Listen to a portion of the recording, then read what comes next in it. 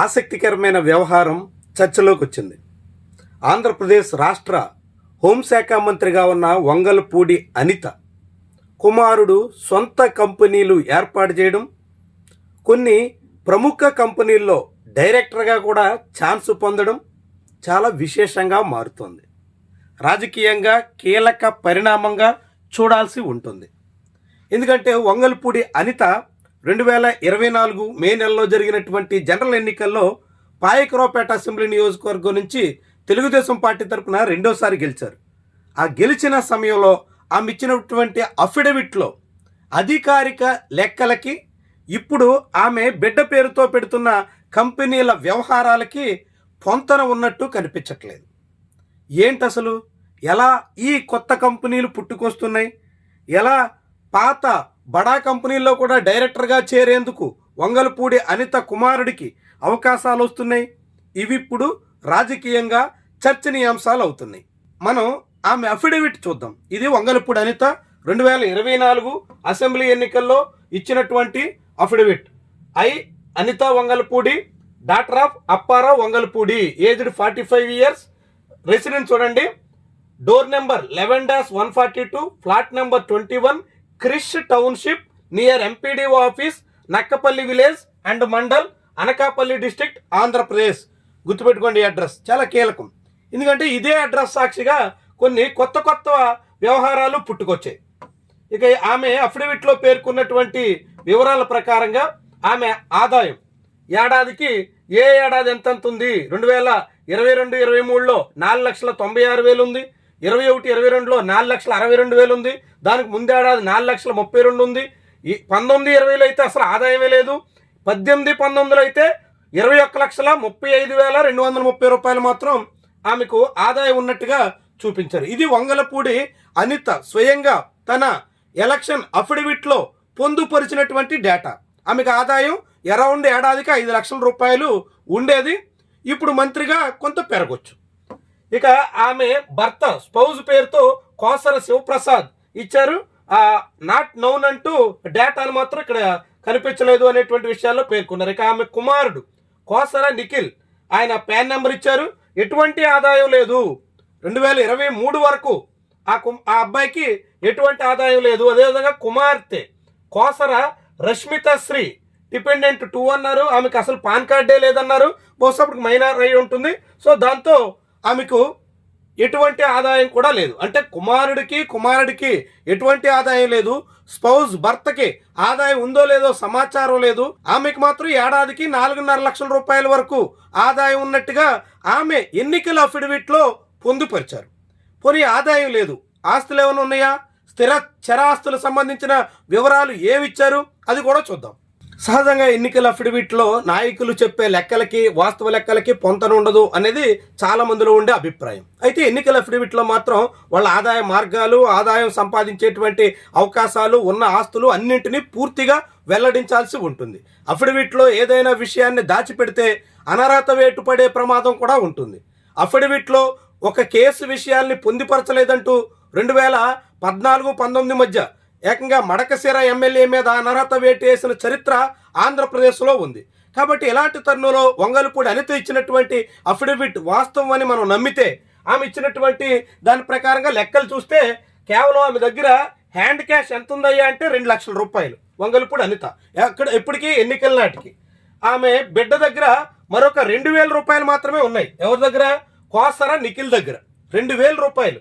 భర్త దగ్గర ఏముందో తెలియదు, కుమార్తె దగ్గర అసలు డబ్బులు లేవు. మొత్తంగా వాళ్ళ కుటుంబం దగ్గర 2,02,000 రూపాయలు మాత్రమే ఉన్నాయి.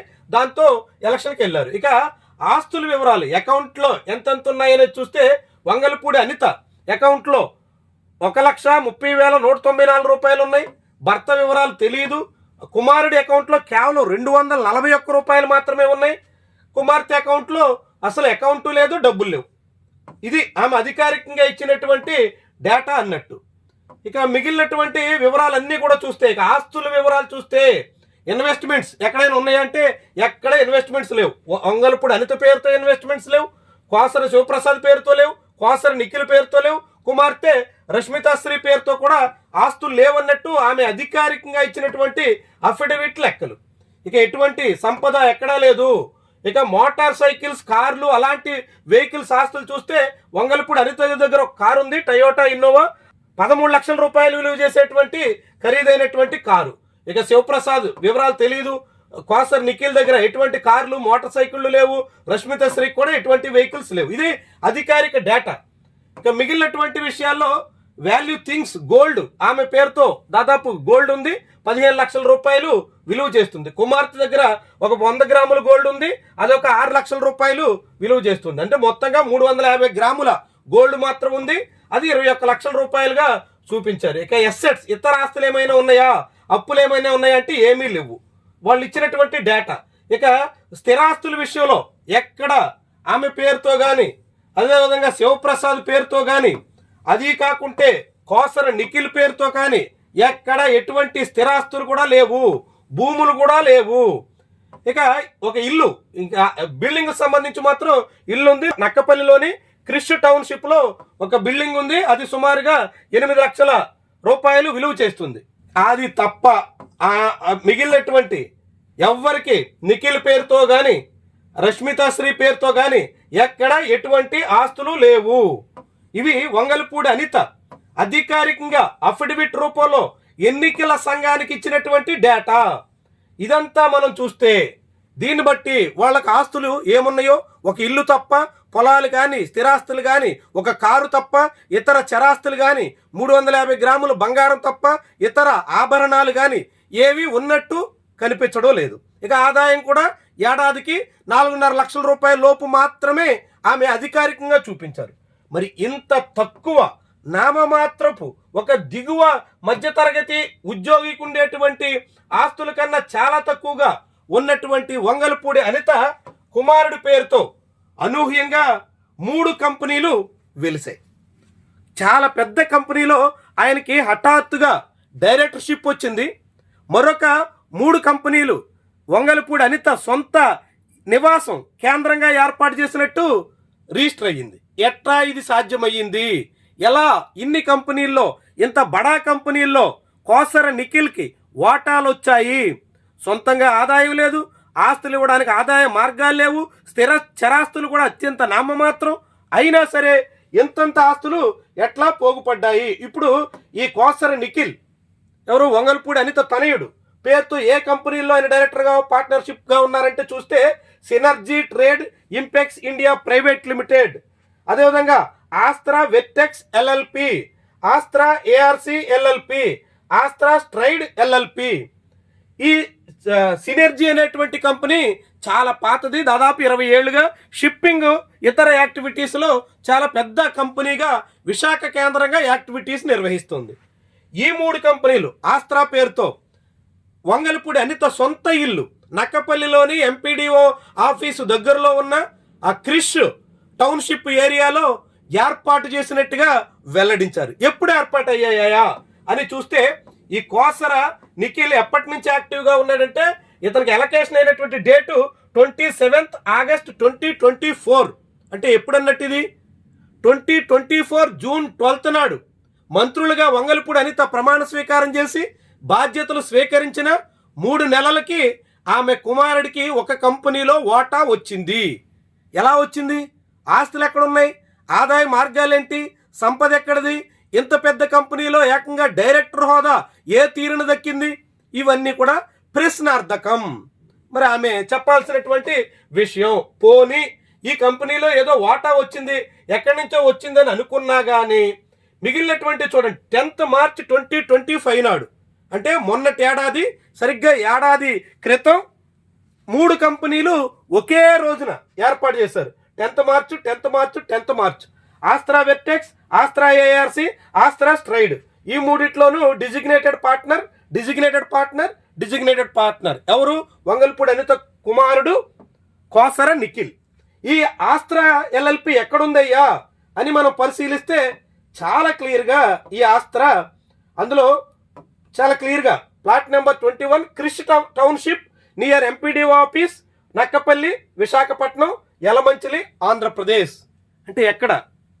స్వయంగా వంగలపూడి అనిత ఇల్లు కేంద్రంగా 3 కొత్త కంపెనీలు పుట్టుకొచ్చాయి. ఆమె మంత్రిగా బాధ్యతలు స్వీకరించిన 3 నెలలకి తనయుడికి ఒక కంపెనీలో డైరెక్టర్ హోదా వచ్చింది.